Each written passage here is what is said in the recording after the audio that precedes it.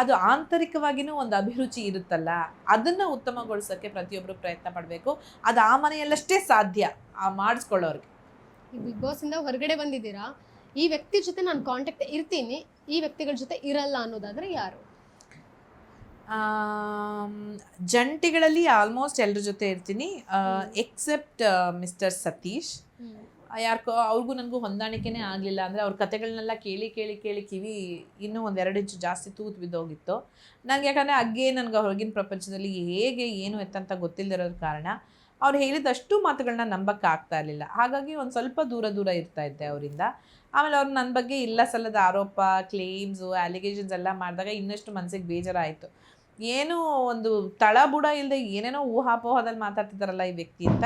ಹಾಗಾಗಿ ಅವ್ರ ಜೊತೆ ನನಗೆ ಯಾವುದೇ ಸಂಪರ್ಕ ಇಟ್ಕೊಳ್ಳೋಕ್ಕೆ ಇಷ್ಟ ಇಲ್ಲ. ಮಿಕ್ಕಿದವರೆಲ್ಲರೂ ಖಂಡಿತ ನಾವು ಭೇಟಿ ಆಗೋದು ಅನ್ನೋದು ಗೊತ್ತಿದೆ. ಇನ್ನು ಒಂಟಿಗಳಲ್ಲಿ ಗೊತ್ತು, ಆ ಹಕ್ಕಬುಕ್ಕರಿಬ್ಬರು ಇಲ್ಲ. ಆಮೇಲೆ ಮಲ್ಲಮ್ಮ ಅವರು ಜೀವನದ ಪ್ರಕ್ರಿಯೆ ನನಗೆ ಗೊತ್ತಿಲ್ಲ, ಅವ್ರ ಬ್ಯಾಕ್ಗ್ರೌಂಡ್ ಗೊತ್ತಿಲ್ಲ, ಅವ್ರು ಎಲ್ಲಿಗೆ ಹೋಗ್ತಾರೆ, ಏನು ಮಾಡ್ತಾರೆ ಅಂತ ಗೊತ್ತಿಲ್ಲ. ಮಾಳು ಅವರು ಬಿಜಾಪುರಕ್ಕೆ ಹೋಗ್ಬಿಡ್ತಾರೆ, ಹಾಗಾಗಿ ಅವ್ರ ಜೊತೆನೂ ಟಚ್ ಇರಲಿಲ್ಲ. ಇನ್ನು ಮಿಕ್ಕಿದ್ದು ಈ ರಕ್ಷಿತಾ ಅವಳೇ ಹೇಳ್ಬಿಡ್ತಾರೆ ಮುಗಿದ್ಮೇಲೆ ನಾನು ಬರ್ತೀನಿ ಅಕ್ಕ ನಿಮ್ಮ ಮನೆಗೆ ಅಂತ. ಸೊ ರಕ್ಷಿತಾ, ಧ್ರುವಂತು, ಧನು ಇವರೆಲ್ಲರೂ ನಾವೆಲ್ಲರೂ ಟಚಲ್ಲಿ ಇರ್ತೀವಿ ಅನ್ನೋದು ಗೊತ್ತಿಲ್ಲ. ಕೊನೆಯದಾಗಿ ಬಿಗ್ ಬಾಸ್ ಒಳಗೆ ಹೋಗೋಕ್ಕೂ ಮುಂಚೆ ಅದ್ರ ಮೇಲೆ ಇದ್ದಂತಹ ಒಂದು ಅಭಿಪ್ರಾಯ ಇರೋ, ಹೋಗಿ ಬಂದಾದ್ಮೇಲೆ ಇರುವಂತಹ ಅಭಿಪ್ರಾಯ ಇರೋ. ಇಷ್ಟು ವರ್ಷ ನೋಡುಗಳಾಗಿ ಬಿಗ್ ಬಾಸ್ ಅಂದರೆ ಹೀಗಿರ್ಬೋದು, ಹೀಗಾಗಬಹುದು ಅನ್ನೋದೊಂದು ಅಭಿಪ್ರಾಯ ಇತ್ತು. ನಾನು ಆಗಲೇ ಹೇಳಿದ್ನಲ್ಲ, ಇವ್ರುಗಳು ಕಂಟೆಸ್ಟೆಂಟ್ಸ್ ಹೊರಗಡೆ ಬರುವಾಗ ಏನು ಇಷ್ಟು ದಿನ ವರ್ಷಾನುಗಟ್ಟಲೆ ಬಿಟ್ಟು ಹೋಗೋರು ಇರ್ತಾರೆ, ಇವ್ರು 2 ವಾರಕ್ಕೆ 3 ವಾರಕ್ಕೆ ಕಣ್ಣೀರು ಹಾಕೊಂಡು ಬರ್ತಾರಲ್ಲ ಅಂತೆಲ್ಲ ಅನಿಸಿದ್ದುಂಟು, ನಾಟಕ ಅಂತ ಅನಿಸಿದ್ದುಂಟು ಒಂದೊಂದು ಸತಿ. ಬಟ್ ಒಳಗಡೆ ಹೋದ್ಮೇಲೆ ನಾನು ಹೇಳಿದ್ನಲ್ಲ, ಅದು ಬೇರೆಯದೇ ಪ್ರಪಂಚ, ಬೇರೆಯದೇ ಅನುಭವ. ನಾನು ಅಂದ್ಕೊಂಡಿದ್ದಕ್ಕಿಂತ ಒಂದು 10-20ರಷ್ಟು ಜಾಸ್ತಿನೇ ನನಗೆ ಅನುಭವ, ಒಳ್ಳೆಯ ರೀತಿಯ ಅನುಭವ ಸಿಕ್ಕಿದೆ. ಹೋಗಿದ್ದಕ್ಕೆ ಸಿಕ್ಕಾಪಟ್ಟೆ ಖುಷಿ ಇದೆ.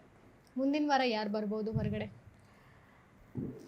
ಇವತ್ತಿನ ಸದ್ಯದ ಟ್ರೆಂಡ್, ಕರ್ನಾಟಕದ ಟ್ರೆಂಡ್ ನೋಡಿದ್ರೆ ಅವರು ಸರಿಯಾದ ರೀತಿಯಲ್ಲಿ ನಿರೂಪಿಸ್ಕೊಳ್ಳದೆ ಹೋದರೆ ಬಹುಶಃ ಜಾಹ್ನವಿ ಆ್ಯಂಡ್ ಅಶ್ವಿನಿ ಗೌಡ ಹೊರಗಡೆ ಬರ್ಬೋದು ಅಂತ ಅನಿಸುತ್ತೆ. ಆಟದಲ್ಲಿ ಆಗಲಿ, ಅವರ ಗುಣದಲ್ಲಾಗಲಿ, ನಡವಳಿಕೆಯಲ್ಲಾಗಲಿ ಅವ್ರನ್ನವರು ನಾನು ಒಳ್ಳೆ ರೀತಿ ಇದ್ದೀನಿ ಅಂತ ನಿರೂಪಿಸ್ಕೊಳ್ಬೇಕು. ಇಲ್ಲ ಅಂತ ಹೇಳಿದ್ರೆ ಅವರು ಆ ನೆಗೆಟಿವ್ ಕ್ಯಾರೆಕ್ಟರ್ನೇ ಅವ್ರು ಕಂಟೆಂಟ್ ಮಾಡಿಕೊಂಡು ಅದರಲ್ಲೇ ಮುಂದುವರೆದು ಅವ್ರನ್ನ ಅದೇ ರೀತಿ ನೋಡಬೇಕು ಅಂತ ಏನಾದ್ರು ಜನಗಳು ಇಷ್ಟಪಟ್ಟು ವೋಟ್ ಮಾಡಿದ್ರೆ ಅವ್ರು ಮುಂದುವರೆದ್ರೆ, ಅದ್ರ ಬಗ್ಗೆ ನನಗೆ ಗೊತ್ತಿಲ್ಲ. ಬಟ್ ಸದ್ಯದ ಪರಿಸ್ಥಿತಿಯಲ್ಲಿ ಅವರಿಬ್ಬರು ಹೊರಗಡೆ ಬರಬೇಕು ಅನ್ಸುತ್ತೆ. ಎಸ್, ಮಂಜು ಭಾಷಿಣಿ ಅವರೇ, ತುಂಬ ಖುಷಿ ಆಯಿತು ನಿಮ್ಮ ಜೊತೆಗೆ ಈ ಒಂದು ಸಂದರ್ಶನ. ಜೊತೆಗೆ ನಿಮ್ಮ ಆಡಿಯನ್ಸ್, ನಿಮ್ಮ ಫಾಲೋವರ್ಸ್ಗೆ ಏನು ತಲುಪಿಸ್ಬೇಕು ಅಂದ್ಕೊಂಡಿದ್ರಿ ಅದನ್ನು ಕೂಡ ತಲುಪಿಸಿದ್ದೀರಾ. ಮುಂದಿನ ನಿಮ್ಮ ಪ್ರಾಜೆಕ್ಟ್ಗಳಿಗೆ very all the best. Thank you so very much. ನಿಮಗೂ ಅಷ್ಟೇ. ನನ್ನ ಪರ್ಸ್ಪೆಕ್ಟಿವಲ್ಲಿ, ನನ್ನ ದೃಷ್ಟಿಕೋನದಲ್ಲಿ ನಾನು ನೋಡಿದ ಬಿಗ್ ಬಾಸ್ ಕಂಟೆಸ್ಟೆಂಟ್ಸ್, ಇದ್ರ ಬಗ್ಗೆ ನನಗಾದ ಅನುಭವಗಳು, ಇದ್ರ ಬಗ್ಗೆ ಎಲ್ಲ ಹೇಳ್ಕೊಳಕ್ಕೆ ನನಗೊಂದು ಅವಕಾಶ ಮಾಡಿಕೊಟ್ಟಿದ್ದೀರಾ. ನಿಮ್ಮೆಲ್ಲರಿಗೂ ನನ್ನ ಕಡೆಯಿಂದ ಕೂಡ ತುಂಬ ಹೃದಯದ ಧನ್ಯವಾದಗಳು. ಹಾಗೆ ದೀಪಾವಳಿ ಹಬ್ಬದ ಹಾರ್ದಿಕ ಶುಭಾಶಯಗಳು. ಇದಿಷ್ಟು ನಟಿ ಮಂಜು ಭಾಷಿಣಿ ಅವರ ಮಾತಾಗಿತ್ತು. ಇದೇ ರೀತಿಯ ಇಂಟ್ರೆಸ್ಟಿಂಗ್ ಸಂದರ್ಶನ ಮತ್ತೊಮ್ಮೆ ಬರ್ತೀವಿ. ಅಲ್ಲಿವರೆಗೂ ನೋಡ್ತಾ ಇರಿ ಸುದ್ದಿ ಖಚಿತ, ನ್ಯಾಯ ಅಧಿಷ್ಠಿತ. ಇದು ಗ್ಯಾರಂಟಿ ನ್ಯೂಸ್.